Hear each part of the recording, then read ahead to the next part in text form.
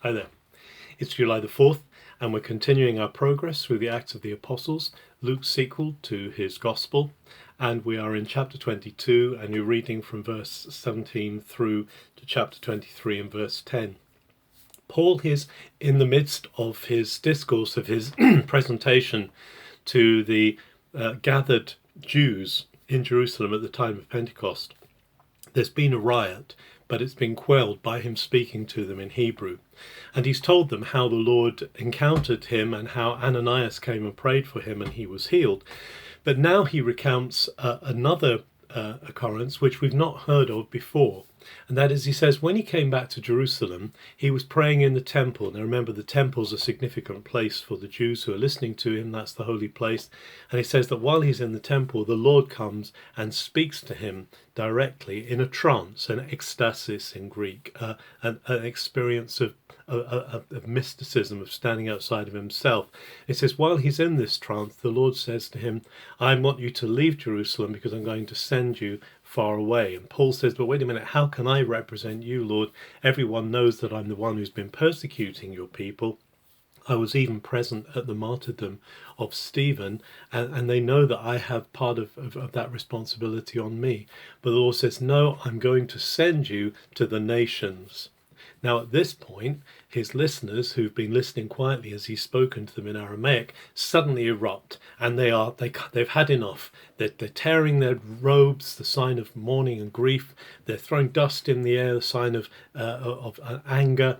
And at this point, the tribune, Claudius Lysias, who has enabled him to speak, now is deciding that he's had enough. And so he takes Paul, arrests Paul, takes him back into the Antonia fortress, and he prepares Paul for torture by flogging.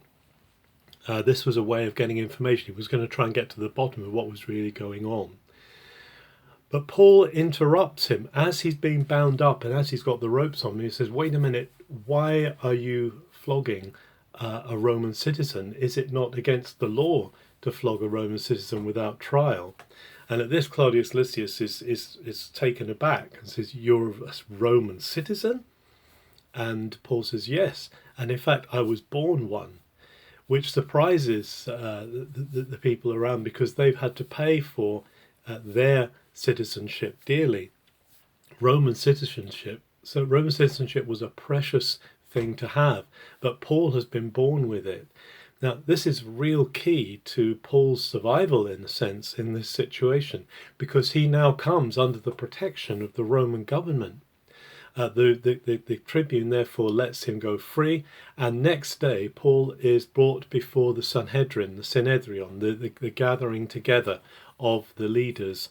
And he presents first of all his case, saying, look, I'm a God-fearing Jew. I've not done anything to harm the faith of our fathers. At which point the high priest Ananias orders that Paul should be slapped. And so Paul is slapped on the face, and Paul immediately reacts and says, is it lawful to slap somebody in the midst of a trial? And then someone says to him, don't you speak to the high priest like that? Well, Paul, being a good Jew, recognizes that he shouldn't be speaking evil of the high priest, so he steps back from that. But it's still a horrible thing that's being done to him. Then Paul has an insight. He has a moment of brilliance here. He realizes that he's speaking to a group of people who are divided down the middle over the issue of resurrection. And there are the Sadducees who don't believe in the resurrection. They don't believe in any life after death at all.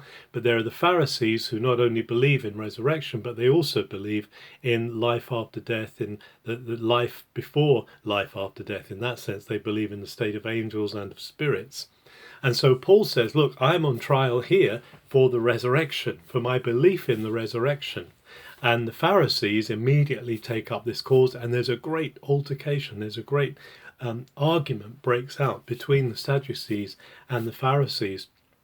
And the Pharisees are saying, well, of course it could be an angel, it could be a spirit who's spoken to Paul, because we believe in that. And the Sadducees are saying, we don't believe in that. And so we get to this point where that he's in the midst of this terrible debate, he's in the midst of this terrible argument, and because it gets so heated, the tribune, Claudius Lysias, decides he's going to take Paul out of this, and he takes him back into the Antonia fortress as the next part of the story unfolds. Paul is all the time in terrible danger, but God constantly gives him wisdom, insight, how to continue to speak. What he wants to do is he wants to continue to speak. And in fact, he's going to be promised that he will actually end up witnessing to the Lord, even to Rome. And this is the amazing way that God is unfolding this story. If we hold on to God, if we continue to have faith in him, God is shaping everything according to his purposes to see his glory brought through the situation.